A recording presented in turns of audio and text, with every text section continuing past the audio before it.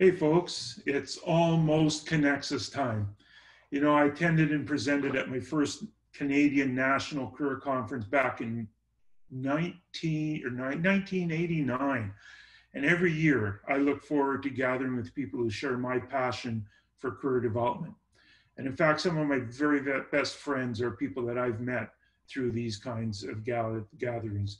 There is an energy and an excitement that you can almost cut with a knife. And over the years, I've managed to develop some skills at presenting in front of audiences of all sizes. And truth be known, I feed off the energy and the buzz in the room. Even when my job as Dean of a Faculty of Education was so busy and so far removed from my career work, I could come to Cannexus and immediately feel like I was among my people. And so it was especially gratifying to be invited to present a keynote address at Cannexus21. And I was so excited at the thought of being among you again. And then the world was hit with the worst pandemic it has seen in more than a century. And the organizers of Cannexus made the difficult but very wise decision to turn the conference into a virtual gathering. I went from excitement to discouragement in the space of about a 5-minute phone call. Later, I realized that none of the skills I had developed over the years for face-to-face conferencing would be of any use to me at all. Presenting via Zoom is an entirely new experience, and it asks entirely new things of us. Besides, who would attend such a virtual conference? Well, it turns out more of you will be attending this year than any other year in history. And when you think of it, that we are gathering in this way at all is really a tribute to resilience and adaptability in the face of unforeseen change. And isn't that an apt metaphor for career practitioners? For my talk, I'm going to be drawing on my newly published book, Career Helping, Harnessing Perspectives and Emotion in Everyday Practice.